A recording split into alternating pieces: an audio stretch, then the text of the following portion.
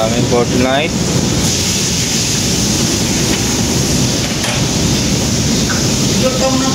Third plastic. Thank you, chef. Wala, mga kasama ko. Hello guys.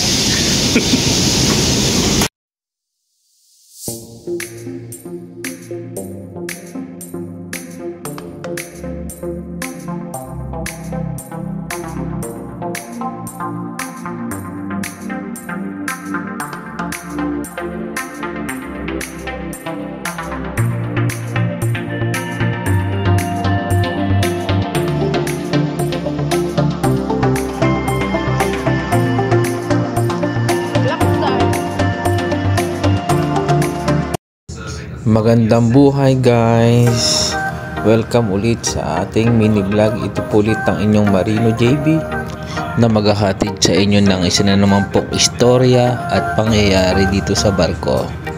Bali ngayong araw guys is stop muna tayo sa featuring ng mga trabaho. Dito naman tayo sa kusina. Pakita ko sa inyo ang pagkain namin dito nang hindi naman kayo mapagod sa kapapanood ng trabaho. So ngayon lang guys is tatakamin ko naman kayo dito sa aming pagkain sa barko.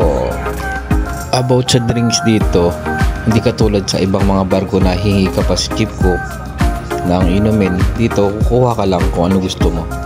Then meron kami dito iba't ibang klase ng dessert. Yan, nakita nyo naman guys, social ang dami. Then tinapay.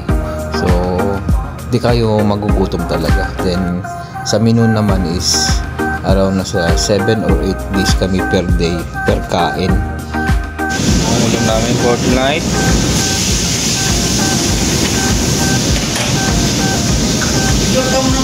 third plastic.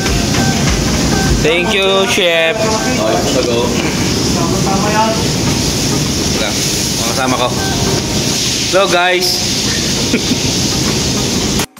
Kung pagkukumparahin nga pala guys sa running vessel or sa mga cargo, kumpara dito sa nasakyan ko is malaki ang pagkakaiba nila sa pagkain. Kasi dito talaga sobrang dami ng menu.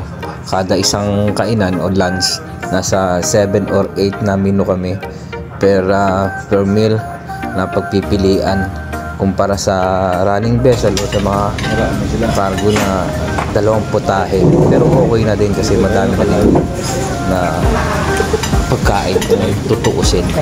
And dito yung mga drinks, yung mga juice, yung mga coke, yung tubig is libre lang din.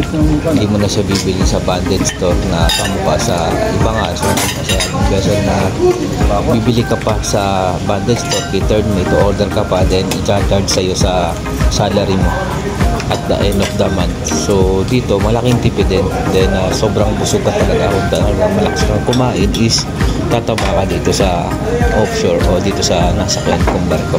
Bali ang cook nga pala dito guys is shiftingan 24 hours. Merong cook sa gabi, then meron ding cook sa umaga.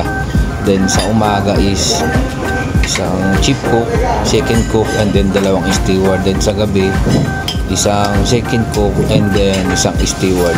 Kasi pagdating sa trabaho dito guys is 24 hours din. So shifting. Thank you for watching. Ito pa rin po ang inyong Marino JB na nag-iiwan ng Bible verse na we can do all things through Christ because God give us strength. Philippians 4:13. God bless.